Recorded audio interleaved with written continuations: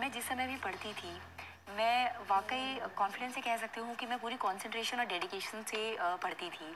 मेरे आस-पास क्या हो रहा है मुझे अक्सर खबर नहीं होती थी। पढ़ते-पढ़ते अगर लाइट चली जाती है, पंखा बंद हो गया है तो मुझे नहीं पता चलता था कि हाँ, लाइट जा चुकी है, पसीना आ रहा है। उस तरीके की डेडिकेशन आई थिंक चाहिए। छोटी-छोटी चीज़ें जिनका मैंने ध्यान रखा, सोशल मीडिया ये हमें बहुत बार डिस्ट्रैक्ट कर देता है। मैंने अपना व्हाट्सएप, फेसबुक वगैरह डीएक्टिवेट कर रखा था, मैं यूज़ नहीं करती थी। शुरुआत में मैं अपने बेटे से टच में रहने के लिए डेली वीडियो चैट करती थी। फिर मुझे लगा कि दिस थिंग इज़ डिस्ट्रैक्टिंग मी, क्योंकि ज़्यादा इन्वॉल्वमेंट होने के कारण ध्यान बार-बार बेटे की तरफ जाता था। तो फिर मैंने वो सब करना बंद कर दिया and I totally cut it of completely. लगभग 1 डेढ़ साल के लिए मैंने किसी फ्रेंड से कोई कांटेक्ट नहीं रखा। मैंने कोई भी फैमिली का फंक्शन वगैरह कुछ अटेंड नहीं किया। अगर कोई बुरा भी मानता है, नाराज़ हो जाता है, तो मैं मानती थी कि चलो फ्यूचर में समझ जाएँगे लोग कि क्या हो रहा है।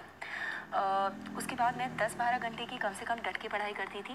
मेरा शेड्यूल था 10 से 4 तक सोना और 4 बजे उठने के बाद लगभग सारा दिन सिर्फ पढ़ाई में ही जाता था। छोटी-छोटी चीज़ें जैसे कि मैं मॉर्निंग वॉक पे जब सुबह जाती थी, तो मैं ऑल इंडिया रेडियो सुनते हुए जाती थी, ईयर प्लग्स लगा के।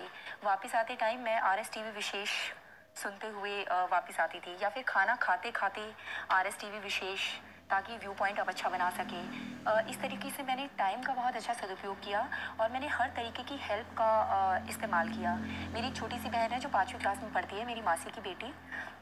जो भी नई स्कीम आती थी, मैं उसका नाम उसे याद करा देती थी और मैंने उसे बोल रखा था ये तेरी रिस्पॉन्सिबिलिटी है कि at any time you will just ask me कि फलानी स्कीम किस चीज़ के लिए है। और मुझे कुछ याद नहीं रहता था तो मैं कहीं भी, कभी दरवाजे पे, कभी कागज़ पे लिख के सामने टांग लिया, जो चीज़ें बार बार भूलने की टेंडेंसी होती है और जो इम्पॉर्टेंट है। इस तरीके से इन छोटी छोटी चीज़ों का ध्यान रख के आई थिंक तो कुल मिला के मैं आपने कर आप पाई।